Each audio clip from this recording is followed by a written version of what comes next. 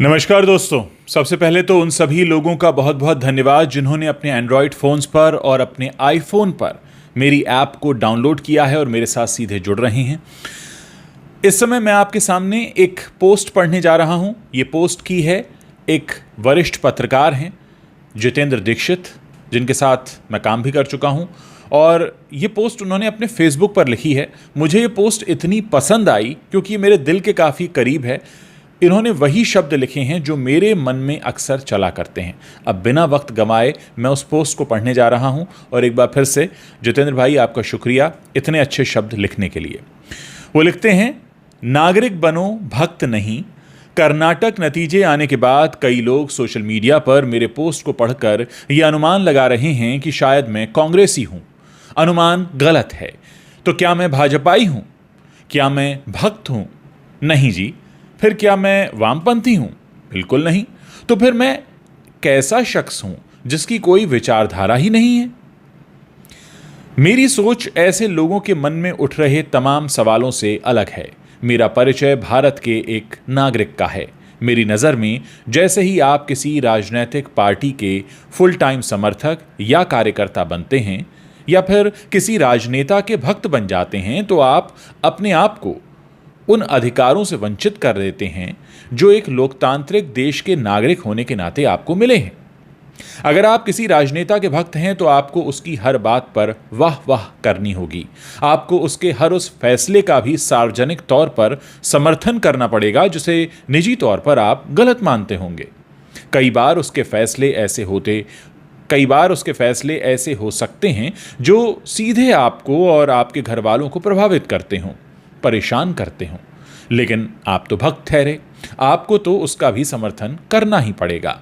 कई बार आप जिसके भक्त हैं उसके फैसले तर्कसंगत नहीं होंगे, न्यायसम्मत भी नहीं होंगे, पाखंड झलकाते होंगे, लेकिन आपको तो उनका समर्थन करना ही पड़ेगा, आप भक्त जो ठहरे। अगर मैं अपनी बात करूं तो यह कहूंगा कि मैं अपने नागरिक होने की स्वतंत्रता का पूरा इस्तेमाल करता हूं। जब जिस राजनेता की बात ठीक नहीं लगती तब उसके खिलाफ लिखता बोलता हूं। वो किसी भी पार्टी का हो सकता है। बीते 10 सालों से मैंने अलग अलग चुनावों में अलग अलग पार्टियों को वोट दिया है। किसी में बीजेपी को, किसी में कांग्रेस को, किसी में शिवसेना को। विधानसभा चुनाव में कोई और, लोकसभा चुनाव में कोई और, बीएमसी चुनाव में कोई और। वोट देते वक्त मैं उम्मीदवार के व्यक्तित्व को महत्व देता हूं, उसके भूतकाल में किए गए काम और उसकी काबिलियत को तरजीह देता हूं। उसकी पार्टी मेरे लिए मायने नहीं रखती और ना ही उसकी पार्टी की विचारधारा। हमेशा देखा गया है कि राजनीतिक पार्टियां विचारधारा की बात सिर्फ चुनाव नतीजे आने तक ही करती हैं। उसके बाद सरकार बनाने की जोड़तोड़ में विचारधारा हवा हो जाती है।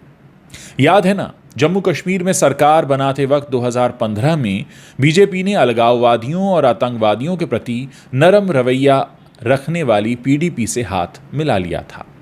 नीतीश कुमार कभी बीजेपी के साथ रहे तो कभी लालू यादव की पार्टी के साथ।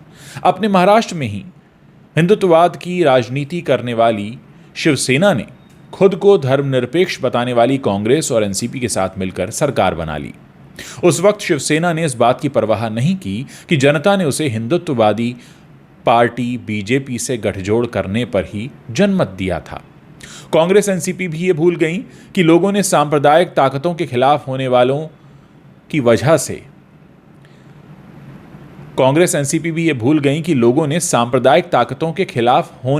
से उन्हें वोट दिया है। विचारधारा का सम्मान सिर्फ जनता ही करे, सत्ता की मलाई खाने के लिए राजनीतिक पार्टियां जो मन में आए करें। हो सकता है इस बीच मेरे सोशल मीडिया पोस्ट बीजेपी के खिलाफ नजर आते हों, लेकिन इसके पीछे कारण यह है कि केंद्र और मेरे राज्य महाराष्ट्र में दोनों जगह बीजेपी की सरकार है। एक नागरिक के तौर पर सत्ताधारी पार्टी से सवाल पूछना और उसकी खामियों को उजागर करना मेरा अधिकार है। जब केंद्र और राज्य में कांग्रेस थी तब मैं उसके साथ भी यही करता था। मैं आस्थावान हिंदू जरूर हूं, लेकिन हिंदुत्ववादी नहीं। मैं रोज घर में पूजा करता हूं, सप्ताह में एक बार मंदिर जाता हूं, हाथ में रक्षा सूत्र पहनता हूं, तीर्थ स्थलों पर जाता हूं, रामलीला देखता हूं, घर पर गणपति बिठाता हूं, लेकिन मेरे हिंदुत्व की व्याख्या में मुस्लिम या किसी और धर्म के अनुयायियों का विरोध नहीं है। धर्म मेरे लिए निजी मामला है और मैं अपने धर्म में राजनीति की मिलावट नहीं होने देता। अगर कोई धर्म के नाम पर मुझसे वोट मांगेगा तो मैं उसको कहूँगा, चल रास्ता नाप। ये विचार जितेंद्र दीक्षित ने अपने फेसबुक पर लिखे। ये विचार मुझे इसलिए पसंद आए क्योंकि जो कुछ उन्होंने लिखा है शब्दशः मेरे अंतर मन में भी यही चला करता है और मैं भी अपने प्लेटफॉर्म पर कुछ यही बताना और कहना चाहता हूँ। हमें शायद इस तरह की विचारधारा की और ज़्यादा ज़रूरत है ताकि हमारा देश आगे बढ़ सके। यहाँ रेस जो लगी हुई है वो दो धर्मों के बीच नहीं है और वो इस बात को लेकर भी नहीं है कि कौन सी पार्टी कितना बेहतर कर रही है। बात राष्ट्रहित की है और राष्ट्रहित को आप धर्म से न जोड़ें, राष्ट्रहित को आप पार्टी हित से न जोड़ें और सबसे ज़्यादा ज़रूरी यह है कि लोगों के साथ छल करना बंद करें। वरना हाल ही में जो नतीजे आए हैं वो इस बात के गवाह हैं कि लोग अपनी ताकत का इस्तेमाल करना जानते हैं। ये लोकतंत्र है और हमें इसी तरह की सोच की और ज़्यादा ज़रूरत है। दोस्तों, मैं चाहूँगा आप लोगों से कि अगर आप भी इस विचारधारा से सहमत हैं तो इस वीडियो को ज़्यादा से ज़्यादा संख्या में शेयर कीजिए, लोगों तक अच्छी और सच्ची बात पहुँचाइए। यकीन मानिए, आप सब अपने अपने स्तर पर एक सोशल मीडिया इन्फ्लुएंसर का काम करते हैं उस वक्त जब आप अपने व्हाट्सएप पर आया एक मैसेज आगे भेजते हैं, लेकिन उसको आगे भेजने से पहले आपको ये तय करना होगा कि क्या वाकई ये जो मैसेज आया है ये आगे भेजे जाने लायक है। क्या आप उसकी जिम्मेदारी ले रहे हैं? क्या आप उस सच से पूरी तरह से वाकिफ़ हैं? और इसीलिए मैं आपसे रिक्वेस्ट कर रहा हूँ, क्योंकि ये सच है, क्योंकि ये वो न्यूट्रल सच है जिसकी आज हमें सबसे ज़्यादा ज़रूरत है। शायद इस देश को सबसे ज़्यादा ज़रूरत इस बात की है कि हम एक तरफा ना हो जाएं, हम किसी एक तरफ सिमट कर ना रह जाएं। कहीं ऐसा ना हो कि हमारी उन्नति रुक जाए क्योंकि हम सिर्फ एक ही तरफ देखते या सोचते रहते हैं। दोस्तों, इसका फ़ायदा बहुत सारे राजनीतिक दल अपने प्रोपेगेंडा के लिए करते हैं और आपको पता भी नहीं चलता कि कब आप उनके लिए इस्तेमाल हो जाते हैं। अगर आप इस्तेमाल होने से बचना चाहते हैं तो आपको अपनी सोच, अपनी जागरूकता और अपनी सूझबूझ, जिसको बुद्धि विवेक कहते हैं, उससे काम लेना होगा।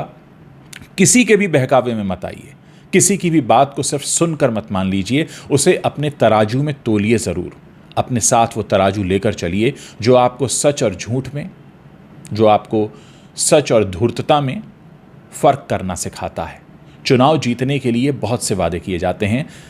आपकी आंख में वो तराजू होना चाहिए जो इस बात की परख रखे कि सामने वाला जो कह रहा है क्या सिर्फ चुनाव जीतने के लिए कह रहा है या इसकी वाकई ऐसी मंशा है।